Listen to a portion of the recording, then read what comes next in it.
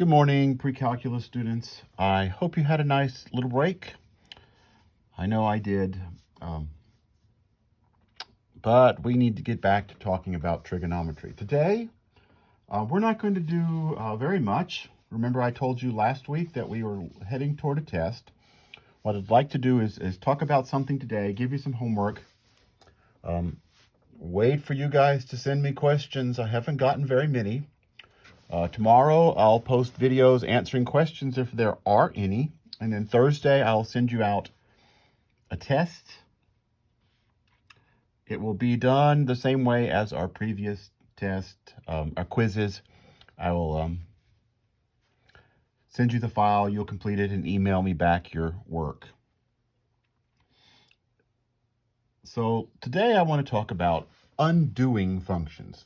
For example, we know from years of solving high school algebra problems that if I have something like, that's not a very good 4 equals 3x plus 2, and I want to figure out what x is, then I have to undo the things that were done here. For example, undoing the addition, I subtract. Addition and subtraction are 4 minus 2 is 2. Addition and subtraction are inverse operations of each other. If I have something like 2 equals 3x, and then I've got this multiplication here, I'll divide, right? And so 2/3 is x. That still looks like a y, that's a 4. Because multiplication and division are inverse operations of each other. We've learned this semester, if I have something like 7 to the x equals 5, then I could say log base 7 of 7 to the x is log base 7 of 5, or just rewrite that x is log base 7 of 5, because a to the x and log base a undo each other. When I get to trig functions, though, the problem changes. If I say something like the sine of x is 1/2. In this problem, you could use these inverse operations and get directly to x's 2/3. In this problem, you could use this inverse relationship, logs and exponentials, to get to x is log base 7 of 5. Sine x is 1/2. Let's think about it. Sine x is 1/2.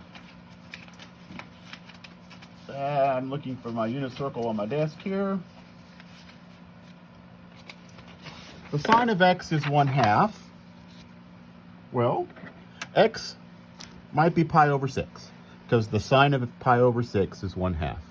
Or, look over here, x could be 5 pi over 6, because the sine of 5 pi over 6 is 1/2. Or, right, I could go backwards. X might be negative 7 pi over 6, which is what I get when I go backwards that way, negative 7 pi over 6. Or it could be go all the way around the circle and land there, and that would be 13 pi over 6, because I go 2 pi, which is 12 pi over 6. 2 pi is 12. 2 is 12 over 6. So 12 pi over 6 and another pi over 6 will make 13 pi over 6. Notice there are actually infinitely many angles, numbers, for which the sine of x is 1/2. Right? There's no easy way to undo this. So what mathematicians have decided on, we kind of need to be able to undo most functions.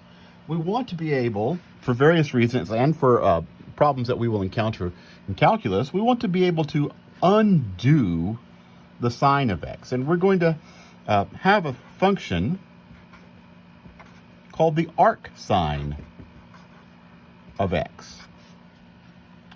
It is also sometimes written as inverse sine with a -1 on the sign. These two mean the same thing.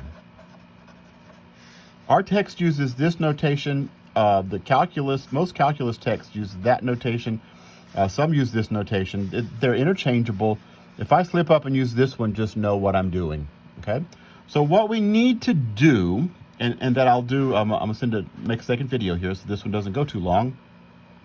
What we need to do is figure out how to have such a function. How would I undo sine of x if there are lots of different angles that it could undo to be?